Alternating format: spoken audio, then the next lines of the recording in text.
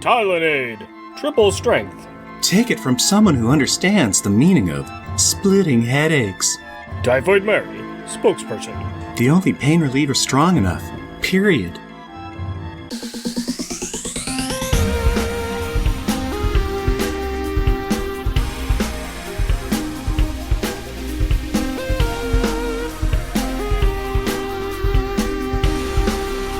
Welcome, dear listener, to our podcast, Jeff and Rick present Unpacking the Power of Power Pack, where we journey through each issue of the most underrated Marvel series of the 80s while drinking beer. Analyzing awesome and amazing adolescent adventures and absorbing alcohol.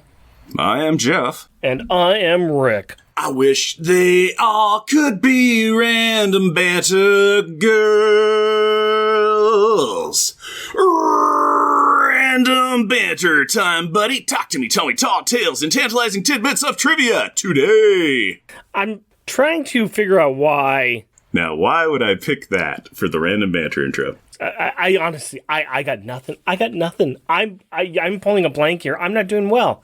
It's a weird recording we're doing. I don't understand what's happening. Why did you choose that? Okay, because when I think of Diamond David Lee Roth and any of his Van Halen videos or his own videos or anything, there's always bikini-clad women in there. Okay. Always gorgeous-looking women in bikinis. Always scrumptious strumpets. Okay. Do you know where I'm going now? I know where you're going now. We've chosen like a bunch of different like comics that have just little cameos of different Power Pack mentions or whatever is in it, and the one that I want to scrub from my mind is the one you're bringing up. It's the one that I picked. Yep, it's the one I'm bringing up because it's so terrible. It's also the one that we chose our ad from too. So yes, whatever, Mm-hmm. Yeah. Yep, that's referencing the swimsuit issue on the Marvel Universe. And it's not to say that I don't own like the first 3 swimsuit issues. Mm-hmm. This is the only one I don't own, actually. Because you're discerning. I know. Mm-hmm. I don't know. I have nothing. I still own the swimsuit issues, so... Well, of course, you're not going to toss them. I have plenty of clunker comics that are they're in the box. Yeah. They're bagged and boarded and in a box somewhere, and it's just like, ugh, better make sure I save that for prosperity. I mean... So yeah, you hold on to things. Yeah. Besides that, I'll just talk a little bit about something that I decided to watch with my family because it was making me laugh. And I was listening to War Rocket Ajax, and they brought it up, and I thought, well, that sounds something interesting to watch. And so I watched an episode and laughed myself silly and started watching with my family. It is a British TV show called Taskmaster. Heard of it, but know nothing about it. Yeah. I know the name. It's a British comedy show where you've got the Taskmaster, and he's got like 5 comedians on with him. And they give them simple little tasks. Here's what I need you to do. And it's a time task, and they've got it all filmed ahead of time. So like they've had these guys do these tasks in the past.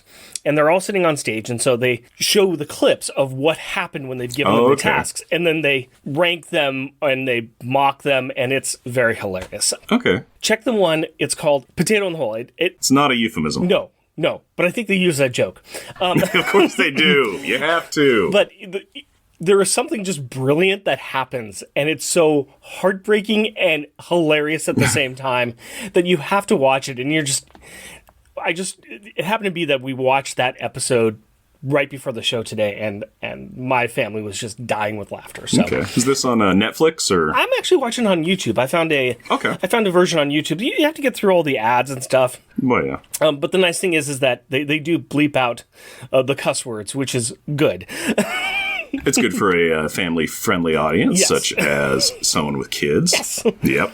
And you can still use your imagination on the times that the curse words are bleeped out, and it kind of makes it a little funnier. So you can flip through your little lexicon and go, yes. Yeah, that's what I would say. The favored choice would be this word. That's what I would say in that same situation. So yes, Taskmaster. I find it to be very hilarious. I'm a big fan of British humor anyways, and this is my style of a game show where people look foolish, and they're good at looking foolish. So okay. I'll have to give that a rundown sometime. Highly recommend it. Mm-hmm. So, you aren't enjoying any media, and you aren't, doing anything exciting or fun, so you probably have nothing really interesting to banter about. Oh, Rick, I'm not interesting ever. so it wouldn't be just today. But I did watch something interesting. Remember way back in the day where I said I had started Squid Game? Yes. I finished Squid Games. Bravo, sir. I loved it. I thought that was really great. And then I started eating all the ancillary YouTube media relating to it. And I'm like, all right, let's dig into this walnut. So yeah, dug on that quite a lot. Enjoyable. We both are. You have finished, and I've started watching something where people will do silly, fun games. Silly, childish, ridiculous games where nobody ever gets hurt. Well, okay, emotionally, because people are making fun of them on Taskmaster, and physically, I guess physically because games, because there's 456 participants, and spoilers, there ain't 456 at the end. No, there's not. But it was good. I really liked it. Good. I enjoyed it. I enjoyed the ending, and I'm interested to see what they do with the second season of that. Yeah, me too. If it comes out within the next 10 years, because it took the creator of it 10 years to get it made, because most production companies were like very reticent to really finance something like this, because they're like, yeah, but here's the thing. It was so big that they shouldn't have any problem at all throwing down money for it now. Oh, gosh, yeah. Netflix will probably get the first bid on that, and they'll just be like, it takes money to make money. Eat as much as you want, because we'll just make more. Speaking of making money, I have no way to segue. We are doing something off the beaten path here, and give us a little break to do this here. I've been noticing that there have been a few comics that mention Power Pack, or they got a little cameo in, and I've kind of bundled them all up, and, well, we just want to get them out the door so we can move on to the next thing, which is going to be the FF. We're going to work into the FF, the Future Foundation. Not the Fantastic Four, because I got confused personally. We're going to start with the Fantastic Four, because, there's a birthday party with Franklin, and Alex and Power Pack are there, and Alex gets invited to join this FF, but we'll get around to that. Rick from the future here.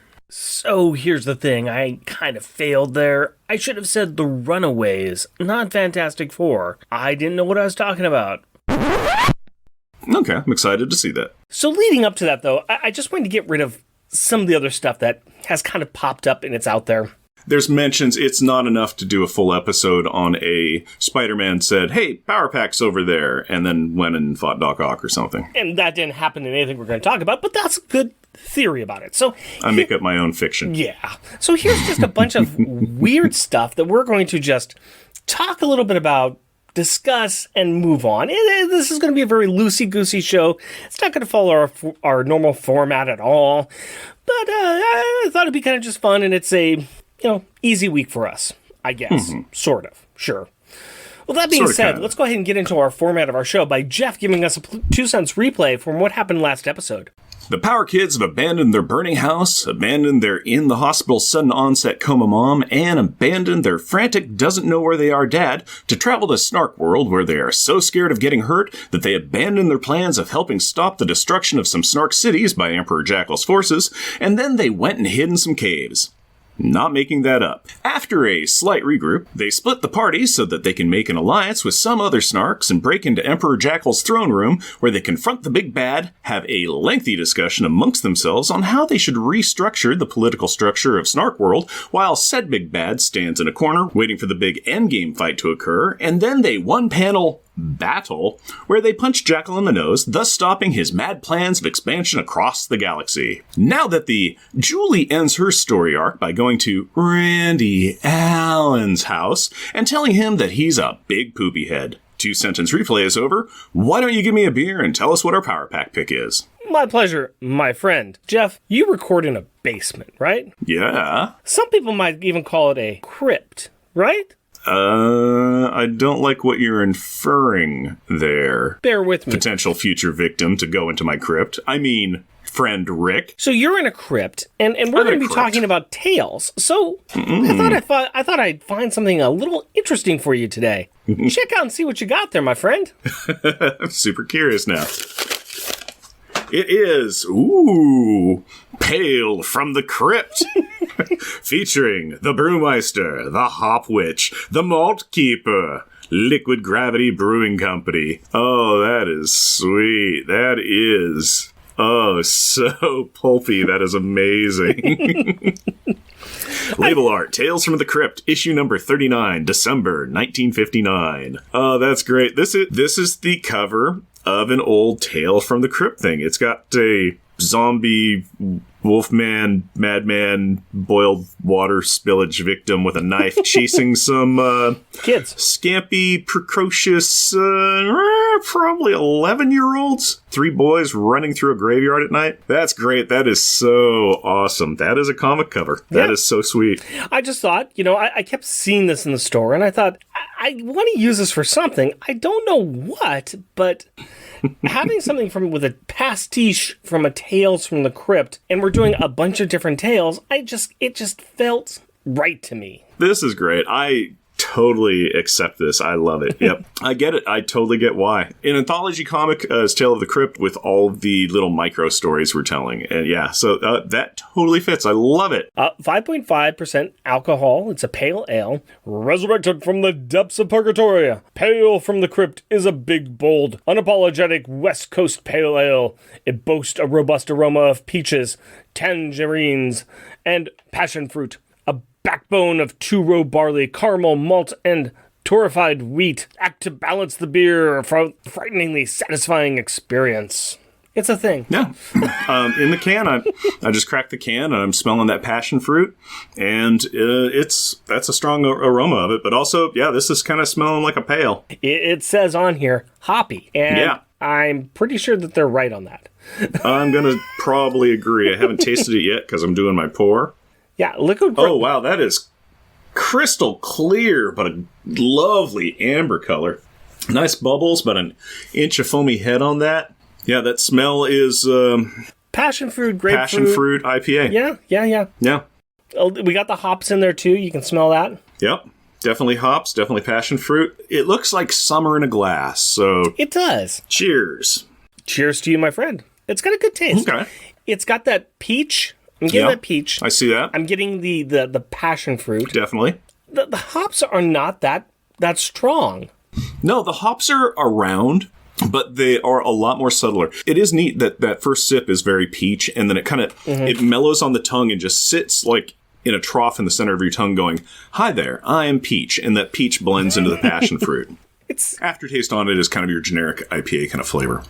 A distance in the aftertaste. It really blends through that fruit flavor notes to get to it, though. It is not bad. It is quite enjoyable. No, that's easy. Quite tasty.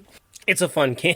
It is a very fun can. I love it just for that. I had to stare at it a whole bunch. This is really great. I always take a picture of this. I always put it on our website. Usually I have comic books along with the beer, but none of the comic books that we're going to be talking about today do I actually own. I've tracked all these down through Marvel Unlimited. Yeah. Let's talk about some comics. Mm-hmm. And to begin with, let's talk about Cage, issue number 19, August 1993. Seduction of the Innocent. Credits: writer Marcus McLaurin, penciler Brian Pelletier, inker Frank Turner, letterer Richard Starkings, letterer the second John G. Rochelle, colorist Kelly P. Corvess. When an oddly speaking, red glowing-eyed Luke Cage is throwing police cars at the police, it is obvious that he is not mind-controlled at all, but that he has done a heel turn and has become the menace that they always suspected that he would become. Luckily for everyone on the scene, Dakota North is here to talk Cage down. She initiates this conversation by running a police barricade, jumping her motorcycle off a police car, and flying it at Luke in the most dialogue-starting way possible. He catches her as the motorcycle smashes into a previously thrown police car, and then he backhands her out of the story for about, let's say 8 pages. A police car then bursts into flames, Dukes of Hazzard style, and the obviously not mind-controlled Cage starts screaming about how the flames will not claim him again, and that when he has full control of his body, that this world will tremble before his mighty wrath. Then another police car blows up, Dukes of Hazzard style, engulfing him. Later, Luke wakes up in a bed and decides that he needs to lay off the Taco Bell as it's giving him nightmares. As he then turns on the TV and looks out the window to discover that, you know what, he actually is a threat and a menace, just like Spider-Man is. By the way, I'm still waiting for someone to bring me pictures of Spider-Man. Spider-Man! Cage then looks in a mirror and is attacked by a demonic mirror version of himself. It is here that we find out that he has been possessed, mind-controlled even, by a being that once had been human, a being that once had battled a pack of powerful brats, and a being that was once cast into flames of perdition for it. A being that was transformed into a powerful demon of lard. Or Crisco, we aren't sure. A being that once was battled the powered pack of cursed children and was burnt by the flames of Inferno, transformed this time into a shadow creature with the power of possession. A being named... you know what, they actually never actually say his name, but it's Carmody, the boogeyman from Power Pack. And we have a cameo. And the boogeyman wants to solo pilot Luke's body, and he has kidnapped some people close to Cage to further this master plan. Smash cut over to the return of Dakota North, and she is telling the news that Cage is too much of a loner to be a hero, and he deserves to be behind bars. She then goes to get maps of Cage's apartment to see if she can find a secret underground way in to get her obviously not mind-controlled quarry out. This is really weird. A soon-to-be repossessed Cage then bursts out of his apartment, fights some cops, gets burned with a flamethrower, and this prompts a shadowy possessing sludge monster to vomit out of him. Spill his secret beans, which lets everyone know that Cage has been mind-controlled, which collapses the apartment building on them and knocks them into the sub-basement. Strangely enough, this is where the demon's kidnapped victims were, and Dakota North is also there, so she can find out the truth and help Cage by driving him to and crashing them into the Fantastic Four's headquarters. Wait, did this during Chicago? Never mind. This prompts a helmeted thing formed Ben Grimm to pop on the scene, telling them that they are interrupting my beauty sleep. At this point, a fully possessed Luke Cage smashes out of the wrecked car and proclaims that they are going to have one heck of a battle in 30 days when the next issue comes out. Oh, sweet Christmas. Oh, sweet Christmas. The second issue of this also completes this big brouhaha with what is left of Carmody, which is what is left of the Boogeyman. And it's a thing. I haven't read it. I think it's the last issue of Cage, number 20. Yeah, it's the last issue of Cage, because, you bring Dakota North and the Boogeyman from Power Pack in to really wrap up a Luke Cage series. When you're trying to make issues fly off shelves, those are the two characters that you're going to pull from. You're like, ugh. Hey, they brought in the Fantastic Four. They did. They brought in a helmeted Thing. I think I don't know what was up with Thing's face at that point, but I'm going to assume it was in his rider where he was like, okay, so I'll be in this Cage comic book for 2 issues, but I ain't showing my face. He's also wearing like a onesie. Yeah. So it's not a good thing look. No. He's like, hey, I saw this kind of method guy, Nick Cage. He goes crazy. He just acts crazy. So I'll be in your show. I'm going to wear a helmet and I'm going to wear a onesie, okay? Yeah, we are showing this because we got Boogeyman talking about Power Pack. That's the reason we're mentioning this entire issue. Yep. And to be fair, it is something I've wondered. What happened to Boogeyman? Yeah. Well, he went and tried to take over Luke Cage because that's what you do. Boogeyman jumps into the flames of Inferno in one of the Power Pack issues and disappears. And apparently he's in the sewer system and he sheds his lard body and turns into a shadow lard body. And then he finds like a ring that he goes into down in the sewer. He goes Lord of the Rings into a wing. Yeah, so he goes into a ring and then I guess is found by this Congressman Creed and the homeless guy killer and Cage were fighting. I guess Cage either took the ring as a trophy or Carmody transferred over in this indestructible ring or something. So Luke Cage is wearing the ring. Luke Cage is now possessed, and here we are. Yep. It's a weird pull. It's really weird pull. I don't understand how the creators decided that, we need a demon. We need a demon to possess Luke Cage. Mm-hmm. We're going to tap into a Power Pack, a human that last fought Power Pack as a demon. It's a weird pull. Nobody on this creative team has any real close ties to those issues. There's no connection. Yeah, I'm not sure how exactly this happened. And here's the thing, though. I like the progression of the Boogeyman to this point. Yes. That makes sense. It's interesting. Carmody's progression from dirty, fat business practitioner to a vigilante who's going after mutant kids. Yeah, mutant kidnapper to more powered vigilante mutant kidnapper in a flying armor suit to demon. Lard demon to to this. To Shadow Lord Demon. Yeah. Yeah, I mean, he is there to cause chaos and mischief in this form. And I'm kind of here for it. He was possessed by a demon in Inferno. Weird stuff happened in Inferno. It's not that big of a stretch for him to be put into this ring and make it all magic and stuff. It's just the Luke Cage turn is the one that's weird. But different. I guess if you are, nigh invulnerable like Luke Cage, you need to somehow get into him. And I guess the only way into him is through his brain pan. Or soul house or whatever they want to call it. Yeah. Bless him for pushing Dakota North still. Yeah. I have read 3 different Dakota North stories now. One of them is her own story. The second one was with Power Pack. And now this one. I will tell you exactly what is the same in all of them. The name Dakota North. And the red hair. I have now read 2 comics that have Dakota North in them. I know nothing about Dakota North other than that she used to be a cop, and I picked that up from this one. She likes motorcycles. She likes motorcycles. She likes crashing motorcycles. Yeah. And she's a loose cannon. I like the concept of Dakota North, but I've never seen her be very successfully used. And that's the hard part. I even read I read her series, and I'm not a fan. A fan. I like the Dakota North that was presented on the ads in the late 80s. Okay. I like that Dakota North. Sass. I like what I see on that ad, and I've never seen it. Okay.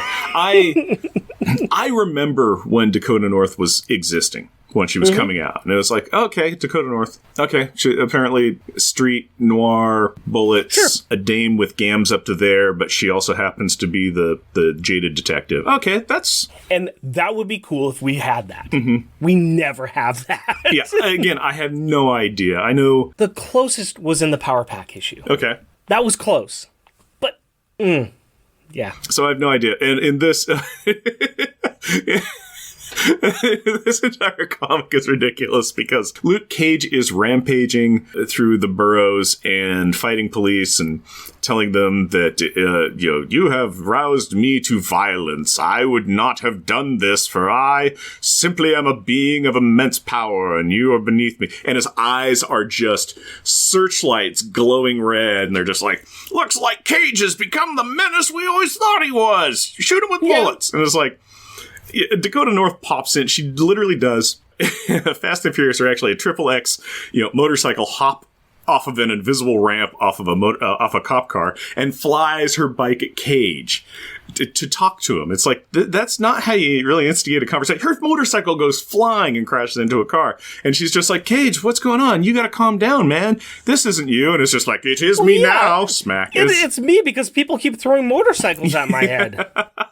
But then it's just like she switches from just going, this isn't like you, partner, and to just going on the news and saying, this guy's a menace and he's such a loner. He was never a hero and he needs to be behind bars and I'm going to be the one to put him there. Yeah, because he attacked me back and that's just not cool. Yeah. You attacked him first, lady, okay? I threw a motorcycle at him and then he was miffy about it. He got all cross. Yeah. So, yeah. So that's on him. This is an issue of comics that we read for this podcast. Yeah. This is not great. I have read much better Luke Cage comics. Yes. Yes, I have. I have read more competent comics with people in them. Anyways.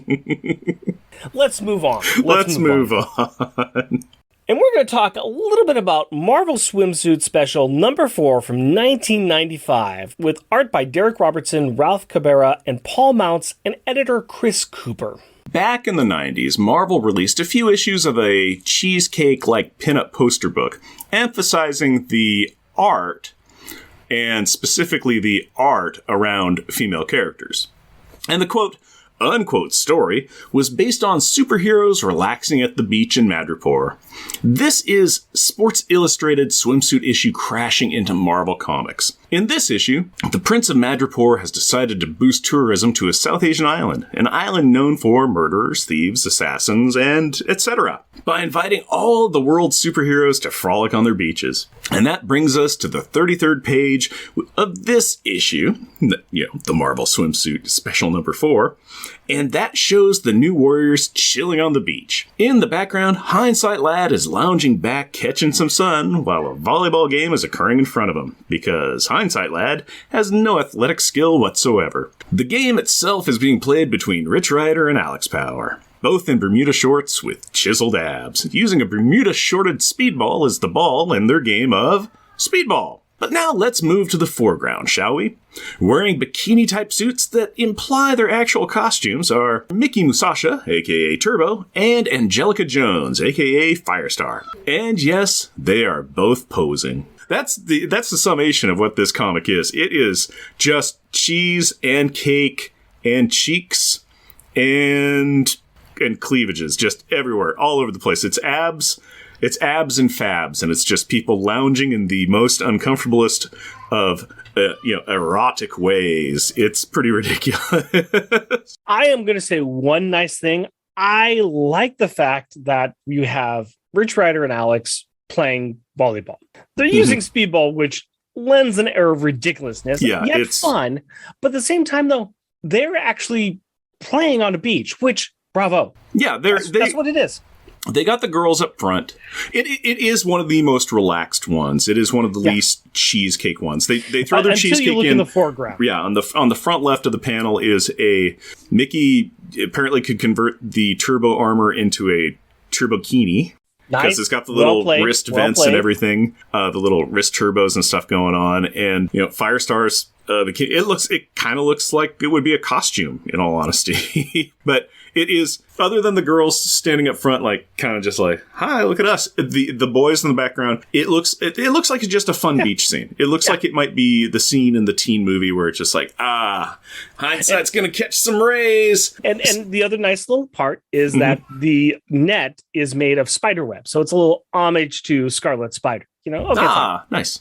There is one in there that was really funny that was of Scarlet Spider, because they have little blurbs where just like, the boys are playing a game of speedball while Turbo and Firestar, are in bikinis, kind of thing. And they have these little blurbs for each one.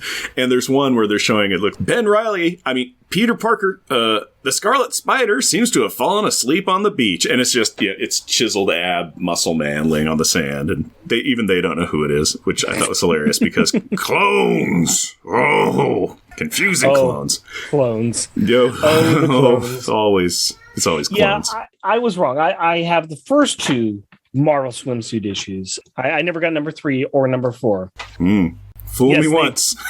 Fool me twice. Once, fool me twice. Take me to paradise.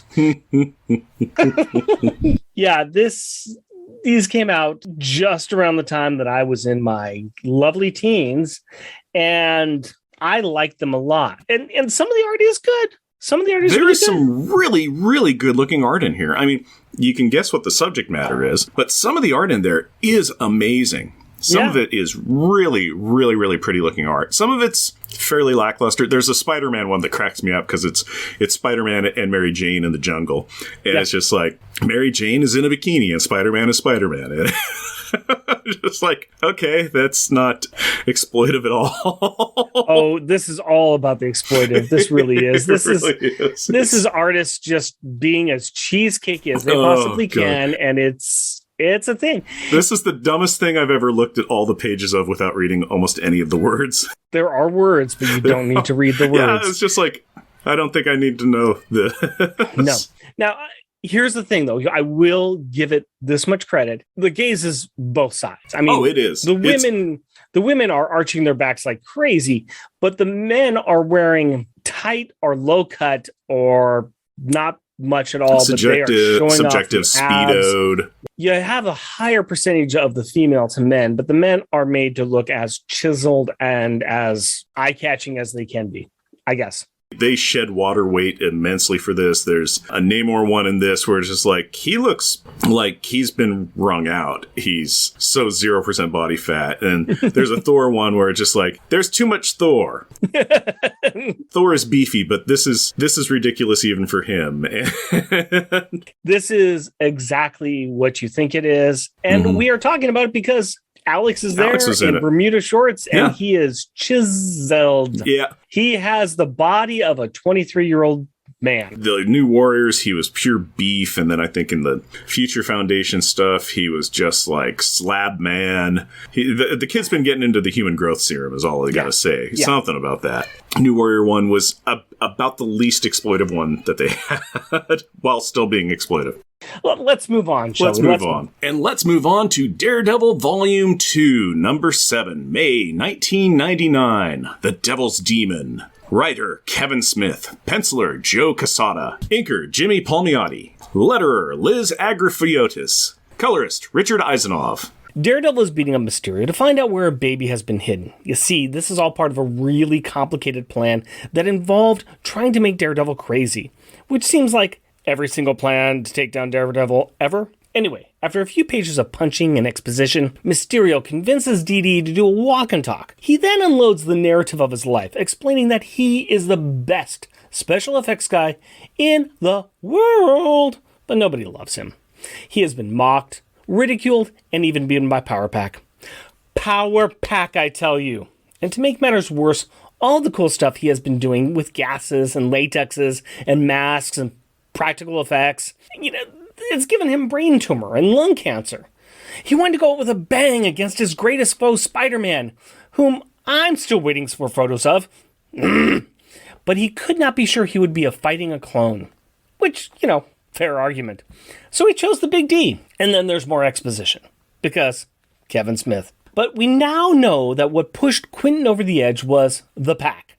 Daredevil then punches Mysterio enough that his fishbowl breaks, and we see that his cancer-ridden form is truly a cancer-ridden form. Matt tells the freshly beat-down Quentin Beck that he's a loser that has never had an original idea in his life. He then frees the baby, and then watches as Mysterio ends his life by stealing a move from Kraven the Hunter. Did I mention this was done by Kevin Smith, so there's a lot of words?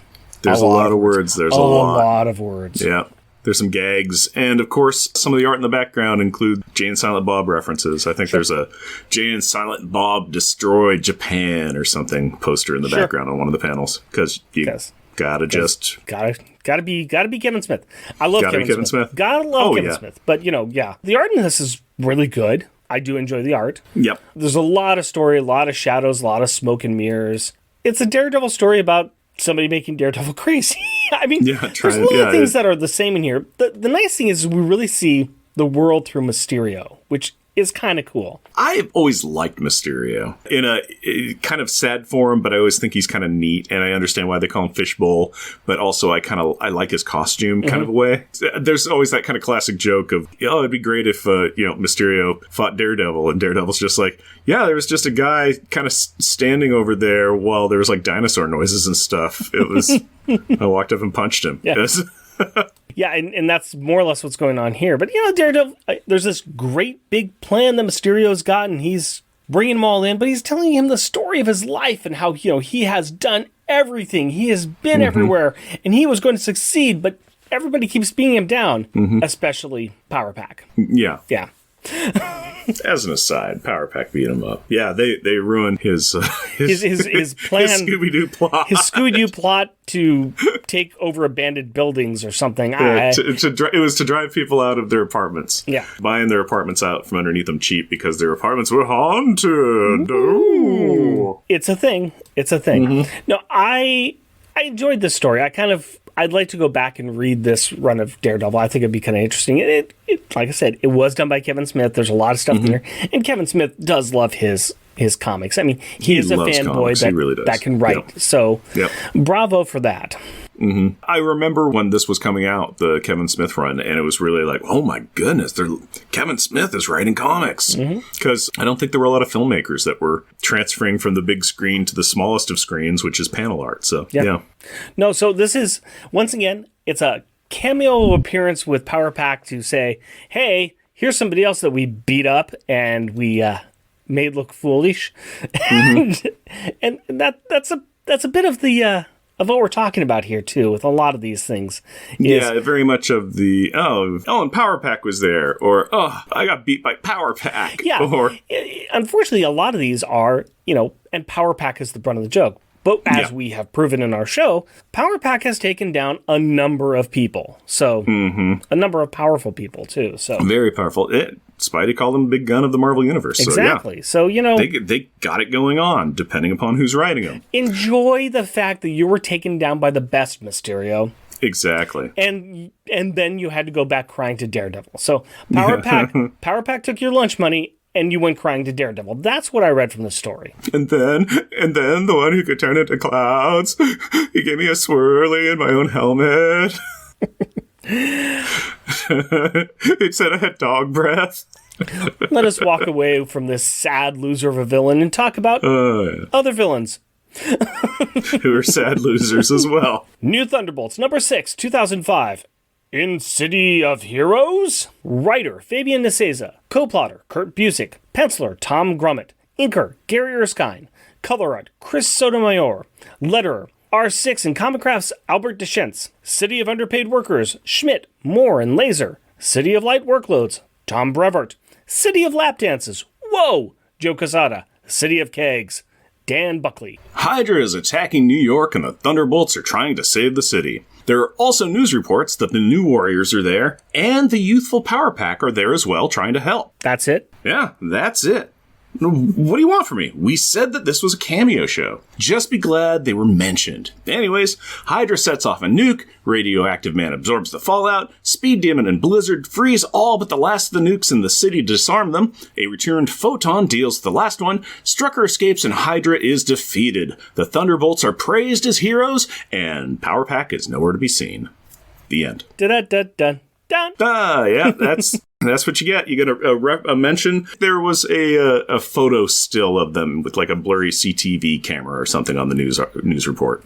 So, did you read the Thunderbolt series? I read some of it, and I thought it was an interesting idea. Villains that are reformed to be heroes, but actually they're villains, but then some of them are actually try and move to becoming heroes. I thought the Beetle arc was interesting from what I recall. I like the fact with the Beetle that he's got a suit of flying power armor, and then he becomes the Mach 4 character, and his armor that he gets is way in excess of anything that he could make.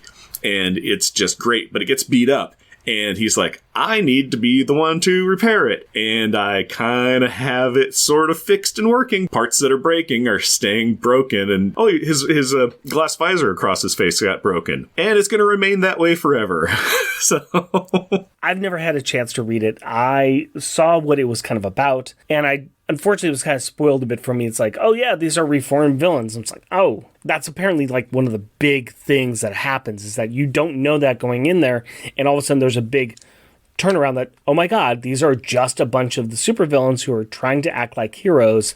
And the question is then, is this a gag? Is this a big plot point that they're trying to do? Or are they really trying to turn themselves around? And yeah, I kind of missed that piece of it. A friend of mine back in the day worked at a comic book shop. Yeah, you go, as it is, you go and visit your buddy who's working at a comic shop or working at a coffee stand or something like that. And he just kind of give you the rundown on what the comics were about. And he was always talking about Thunderbolts. He loved Thunderbolts, so he loved this run. So probably well worth reading. Yep, I might need to go back and check it out. They at least didn't diss on Power Pack. They just said, hey, Power Pack's out there fighting too, because it's that big of a deal what's going on, folks. Yeah, those giant Hydra. I don't know if that was tied into another big every 6-month event or what, but that was a massive Hydra attack on New York, just going crazy, and then soundly defeated with punching. Hydra attacks, we have to take care of it. Yep, it's true, and they do. It happens. It happens. Yep. Let's hit the next one, man. All right. Up next is Spider-Man Unlimited, Volume 3, Number 12, November 2005. Amends. Writer, Christos N. Gage.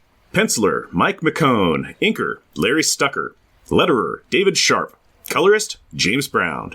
Speaking of getting a shout-out, we have a story that starts with Spider-Man pretending to lose a fight to Stiltman to lure him in, and then actually losing a fight with Stiltman because the big wheel... You remember the big wheel, right? The big metal wheel with guns on it? Yeah, you remember the big wheel. Anyway, the big wheel gets involved with the fight, and he wants to help Spider-Man, but, like every other part of his life, he failed at it. You see, Big Wheel has seen the error of his ways and is working through the 12-step program of Villain On, a supervillain recovery program. Spidey takes pity on him, and together they stop a bank robbery being committed by some goons in the Shocker, where Big Wheel is, more of a liability than a boon. Spidey does some quick thinking after they realize that Wheel, Big, will never be a real hero. The thinking that he has is that the Big Wheel would be a serious draw on a monster truck rally circuit. And you know what?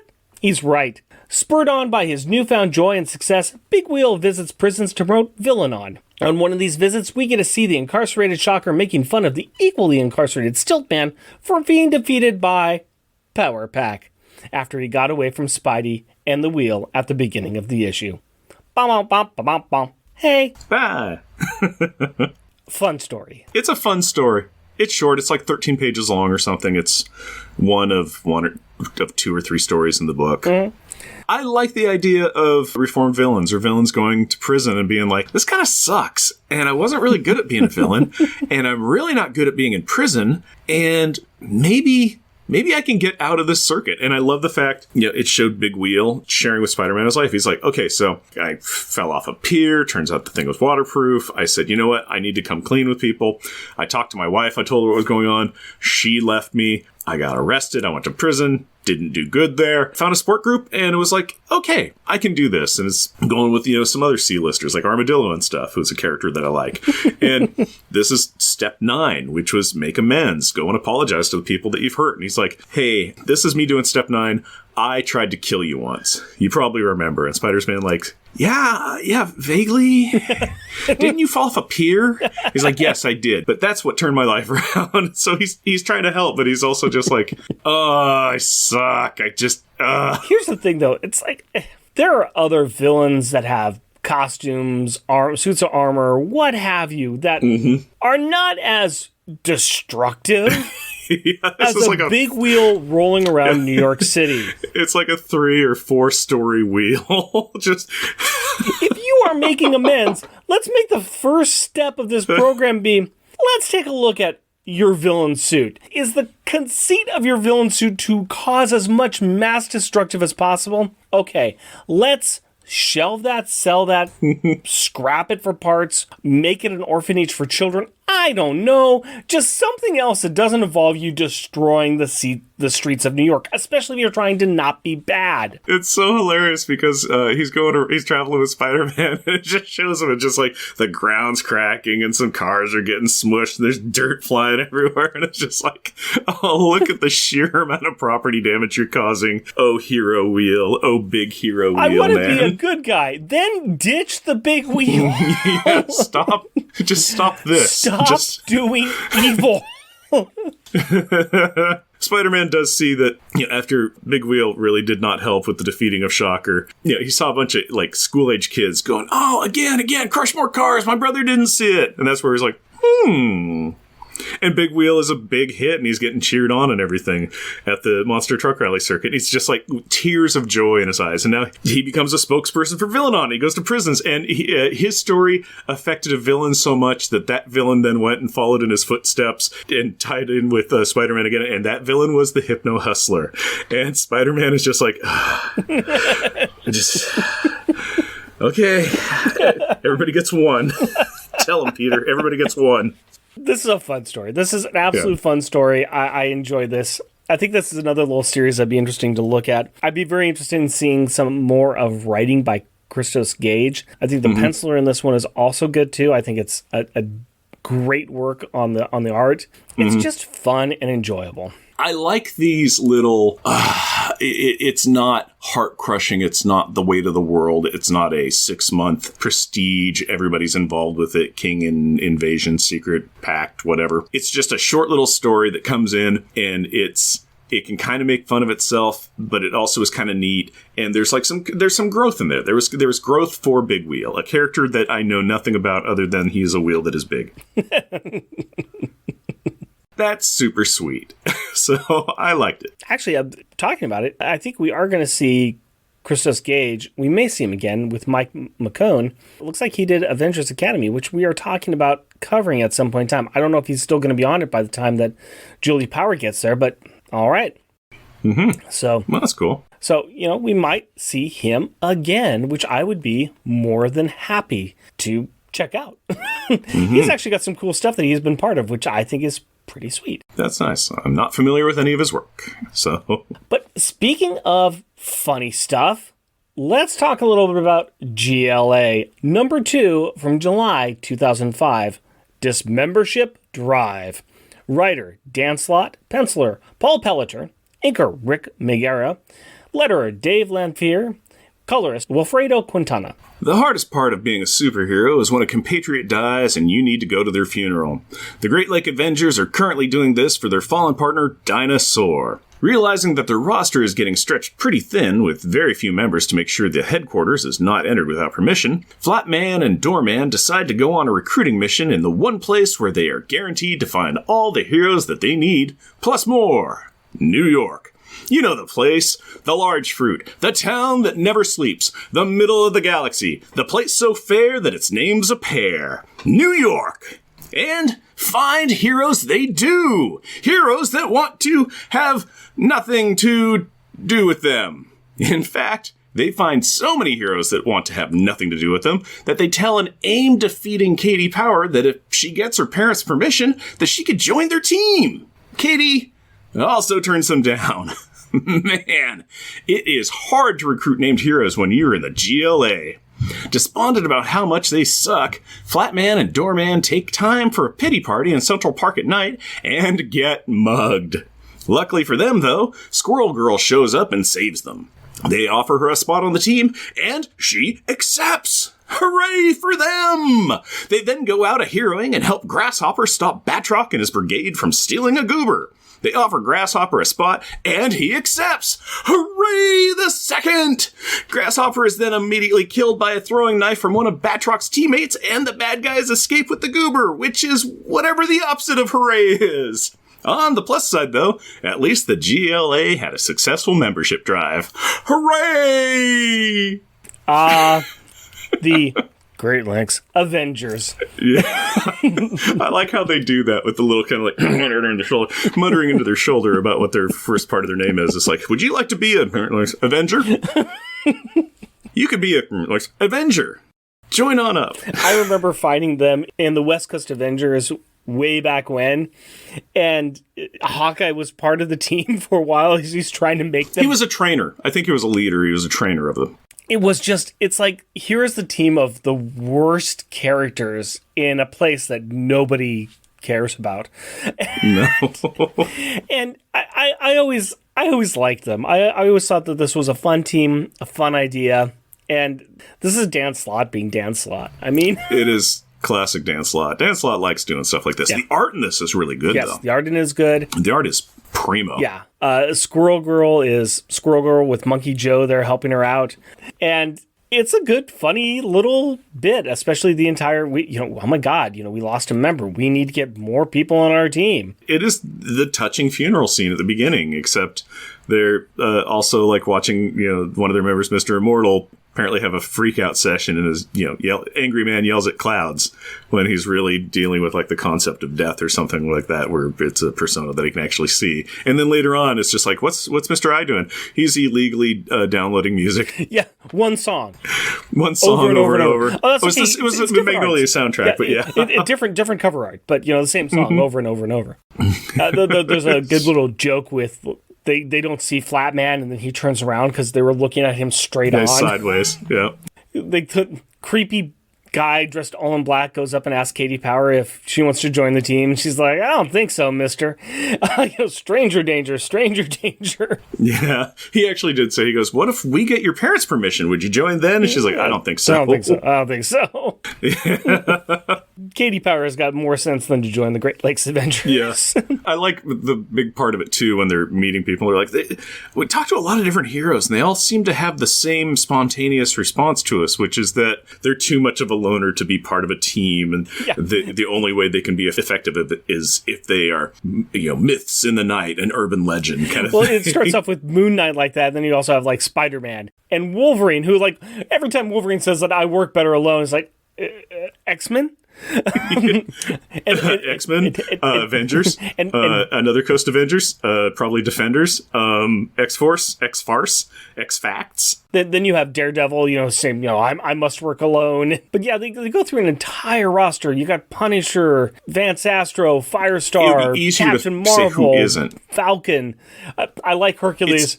Nay, and he's laughing hysterically at them. Cloak and Dagger. I like Luke Cage's. It's like, sweet Christmas, no. And just yelling it. Yeah. It's 3 pages of small panels, easy, of characters that just say no. They got turned down by Ultraman. Yeah. Ultraman said no. Yeah, they got turned down by, Super Adaptoid or Amazing Android or... they got turned down by a lot of people. A lot of people. That was fun. And we actually have a Power Pack sighting. We have Katie Power that's actually in there. It's a good Katie Power, too. She's on in an alley standing on a bunch of defeated AIM soldiers. It was great. I'm like, heck yeah, go Katie. This was a fun one as well. Yeah, we've been talking through most of these as we've been going through them. And just some of these are good, some of them not good. If we were to just say what our favorite and our worst story was that we looked at, we can agree on Luke Cage as the worst. It had a lot of words. It had It had the most direct contact with Power Pack because it had Carmody throughout all of it. Yeah, but it wasn't good. No, it was not good at all. It was pretty terrible. I would rather look at the swimsuit again myself. Of course you would rather look at the swimsuit. The swimsuit actually had some good art in it. Yeah, the swimsuit did have good art. And it actually had a competent storyline. Yeah.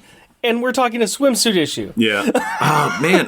What do you think the best one was? A best one? Oh, boy. I almost want to go with...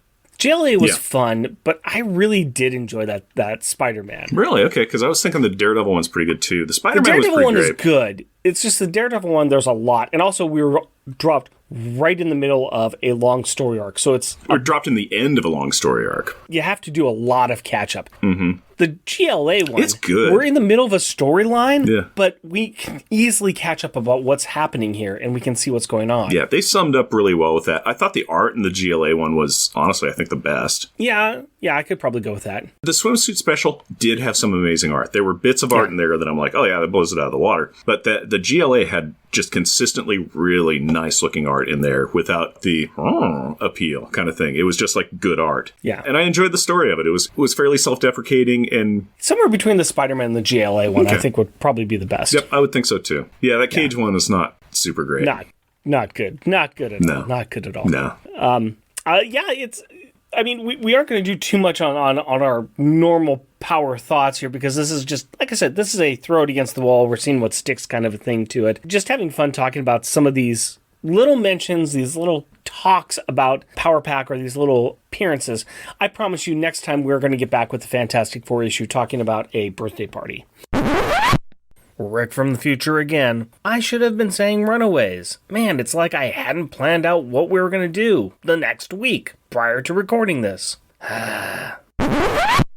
So I just thought it would be kind of fun to talk about some of these little mentions. It was kind of fun. You want to say anything else about these, Jeff? Again, I like when there's that cross-pollination, where there's that mention of characters to kind of keep it, it's like it's all in the same world. It's not just like, well, there's the Marvel universe and then also Moon Knight is in a little pocket dimension kind of thing. I like it when you kind of tie together and maybe Moon Knight isn't dealing with Power Pack, but they are in the same realm. They're in the same area. And so there is going to be that little cross-pollination, even if it's just like through Doorman.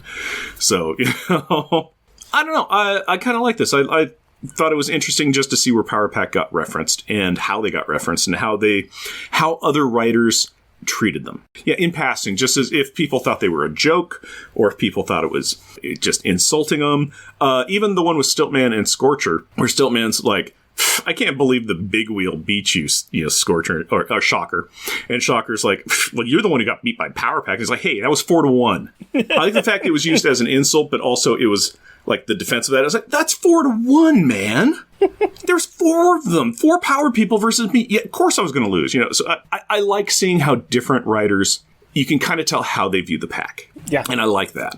Let's go ahead and do some thoughts on this beer that we're drinking, if you don't mind. Not at all. I keep pouring over to it. I've been sipping it down pretty hard. This I think is a pint can. Yep. I filled my glass. I drank it down real fast. I filled it up, topped it back up with a pint, and I'm down to the last couple of inches of beer. I'm enjoying this. I am too. Especially for a hoppy pale ale. It's that peach and passion fruit really brings it to something really nice. And it is hoppy, but it's not crazy hoppy, and it's not giving me that chewing on nails. It's not giving me that pine needle taste. It's not doing any of that. It's just like, oh yeah, that's nice. It's just the pale ale'ness of it is nicely subdued, and the fruit forefront of it is really pleasant and not cloyingly sweet. It's just like, that's a nice flavor. It's just, I'm enjoying this quite a little bit. This is a good beer. I'm enjoying this a lot. This is interesting. I like it. I think this is a fun beer. I would have it again. I think that this is a lot of fun. Liquid Gravity, Pale from the Crypt. I'm going to give this a 4.5. Wow. I'm going for a strong 4.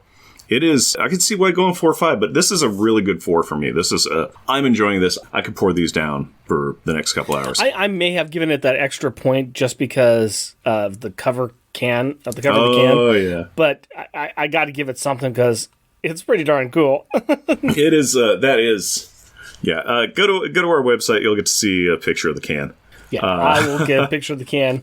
It's what's neat on this too is that it's basically featuring the people that made the beer, and it's like the Brewmeister is kind of that John Carpenter Thing kind of face melting together of two people, and the Hop Witch is a uglified version with like a big long tongue and teeth missing from a green haired lady, and the Malt Keeper is kind of like it's the pretty lady with the zombie half of her face hidden in the back of the portrait kind of deal. It's they knew what they were doing with that, and they did a great job.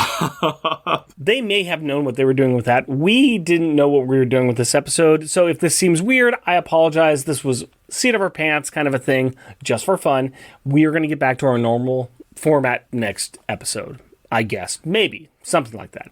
We went through the issues. We wrote out a script. We did some stuff.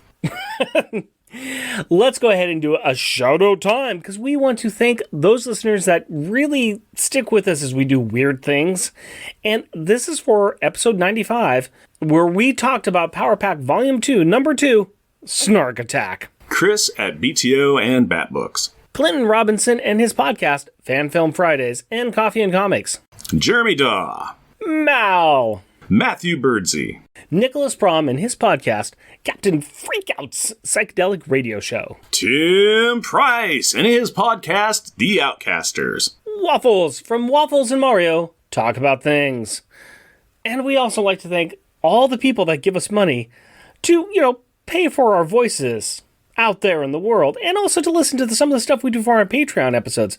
They're a lot of fun. Those are the all-ages books that we cover, and you should check them out. $1 a month, people. Come on over. Be like the adorably and astonishing and amazing Andrew Burns. Cheerfully cheeky and charming Char Logan. Challenging, cheesy, and chuckling Charles Gears. Destructive and devastatingly delightful Damian Witter. Dynamically dangerous and devious Doug Jones. Exciting, energetic, and entertaining Edward Verocci. Jesting, joking, and jovial Jeff Polier. Just jealous and jeweled Jeremy Daw. Muscly, mighty, and meticulous Matthew Birdsey.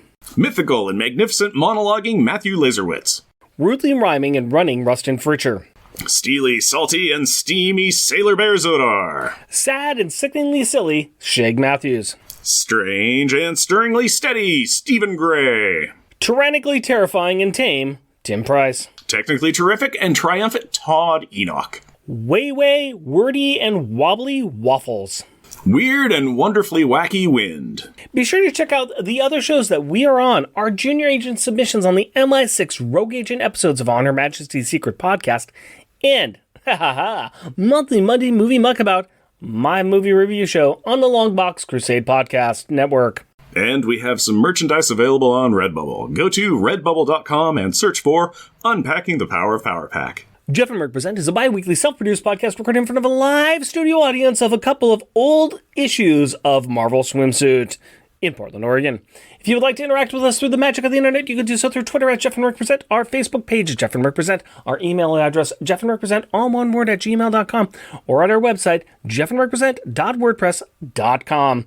Also, we've got a YouTube channel at Jeff and Merc Present. And if you would like to help support our show, we are on Patreon. You can find us at patreon.com, Jeff and Rick Present, all one word. We are also a proud supporter of the Hero Initiative, and we will be donating 10% of our Patreon donations to this great cause. We encourage everyone to give what they can to this worthwhile organization that helps the creators who provide us with such great content. Go to heroinitiative.org to find out more. Please rate and review us wherever you can. Tell your friends about us, or share your love for us in social media. And as always, we want to thank the powerful people in our packs. My wife Cindy and our daughter Carrie. My fiancée Hillary and our daughter Aurora. We love you. Until next time, costumes off. Our theme music is 80s Action. Also featured in this episode is Some Amount of Evil. All music is by Kevin MacLeod at Incompetech.com and is licensed under Creative Commons by Attribution 4.0 license. So we good with that? Sure thing. Okay, then let's... How's podcasting work? There it is. I don't know. Click, click, boom. And Rick is showing me his covers of his comics that he has of the other swimsuit issues. It's very, very, very, very quaint.